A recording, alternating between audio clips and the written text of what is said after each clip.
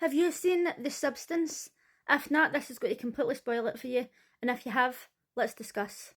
I didn't have a clue what this was about before I watched it last night.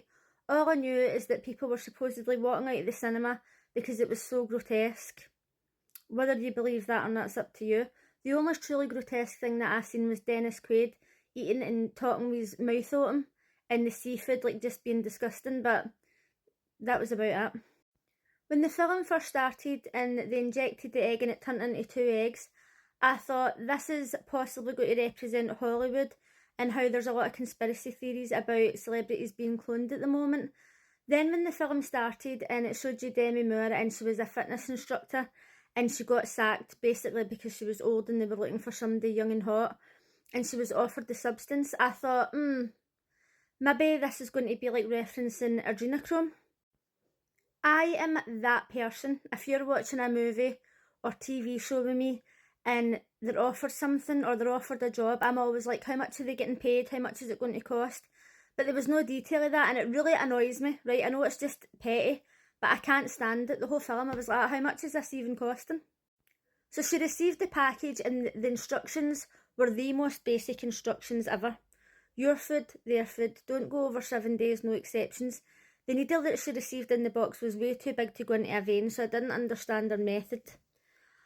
But also, I am the sort of person who needs clear instructions, right? I cannot do anything unless I've read the instructions back to front, I've watched YouTube tutorials, and she was just so ready to be like, alright, okay, just stick this needle in me, here we go, see what happens. I was like, wouldn't be me. But it's a movie, so we have to just ignore these small details. So the next thing we know, Demi Moore's on the floor and she's basically splitting in half, and this girl climbs out her body. Now, the only thing that I felt I didn't really understand about the movie is that she was two separate people, and the person on the phone kept saying that they were one person. But my interpretation of that is that Demi Moore had to accept that she was this person, but when she looked in the mirror, all she could see was like saggy boobs, wrinkles, see that she was getting old or whatever. And by the way, Demi Moore looks fucking amazing, right? I don't know if that was her real body, but if it was, she still looks amazing. And I think that she had to look at this other girl and accept that that was her, and the other girl had to look at her and accept that they were the same. But that was why they weren't really merging like the way they did in the end. I don't know, but let me know in the comments. So the younger girl pops out and she's obviously got the knowledge straight away, which she's supposed to do. She sews up Demi Moore's back and it leaves her lying on the floor. And that wound would never have healed up like that, but once again, it's a film, we've got to let these details go. And she goes and takes Demi Moore's old job with Dennis Quaid, who's an absolute fucking skis bag. And I must say that the acting in this film was excellent.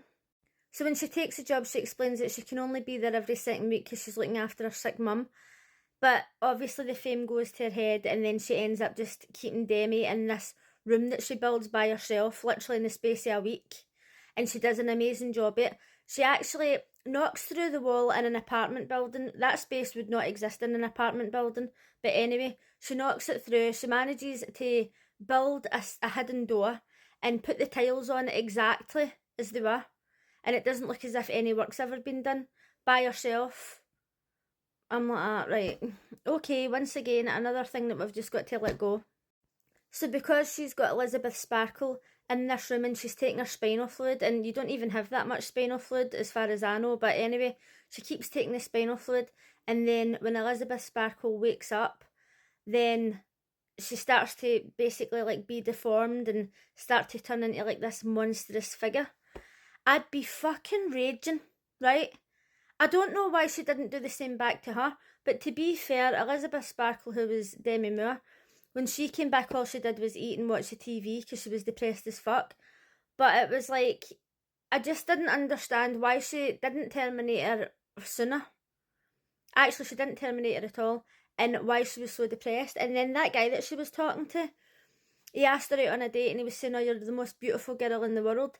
And then she just ditched him and didn't even text him or anything to say that she wasn't going. And I was like, well, that's rude. I'm not really sure about the origins of this movie, but it did remind me of back in the 2000s when you used to stay up till 3 and 4 in the morning.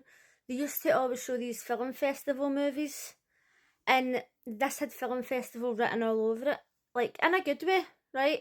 It certainly wasn't the worst film I've ever seen, but I did spend a lot of time thinking, why are they not one person? Like, I don't understand. I was kind of more annoyed that she went through with all this stuff and didn't even have proper instructions. Obviously, they're trying to be discreet and they don't want to write a manual and being like, oh, this is written by this person, do you know what I mean? Like, they want it to be kept quiet. But at the same time, fucking write me an instruction manual. So the younger girl, Sue, she's taking up all the time. Meanwhile, Elizabeth Sparkle's in this hidden room and she's just turning into like a monster. So obviously the contrast here was that Elizabeth Sparkle was absolutely fucking hating life. She didn't want to go out, she hated herself, she thought she was ugly, and Sue, the younger one, was just absolutely living life. She didn't want to give Elizabeth any time. She just wanted to take over her job. Like, basically Elizabeth Sparkle had everything. And Sue realised that she had everything. Obviously she came and took her job, right, but it was the job that she already had. And she was just desperate to stay in the house. She didn't want anybody to look at her and she wanted everybody to look at her. So I get that this was like a contrast here going on, right? But at this point they still weren't the same person and it was annoying me. So in the end, Elizabeth wakes up and she is a fucking monster. And she decides that she's going to terminate Sue, but when it comes down to it, for whatever reason, she decides that she doesn't want to, because she's like, you're the part of me that everybody loves, right? And she doesn't terminate her, so she wakes up and the two of them are awake together for the first time and they start fighting and she goes absolutely fucking mental and she just fucking kicks her cunt in and she kills her basically. So I don't know why she then thought it was a good idea to go and present the New Year's Eve show. And she's in work and like her teeth start falling out and stuff. And then Dennis Quaid is like, smile, beautiful girl should always smile. Now just like a pure fucking skis bag. He played the character well. So finally she starts to turn into like a monster and she sees herself the way she sees herself and they're finally combined. So I think that the message was supposed to be, if she had have looked in the mirror and just seen that she was beautiful and seen what other people could see, then the two of them would have become one person. That's my interpretation. I'm not sure. Now the end of this film is where I kind of lost interest because somebody like chopped her head off or shot their head off or something, and then there was like blood going everywhere. I don't know how long this scene lasted, but it was too long. It could have just been like sprayed and everybody's like, ah, like screaming it and that's it.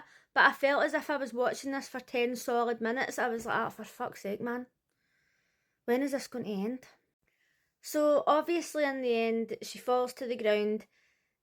Elizabeth Sparkle's face crawls away like a fucking octopus. And then she just like melts onto her Hollywood star. And I'm like, okay.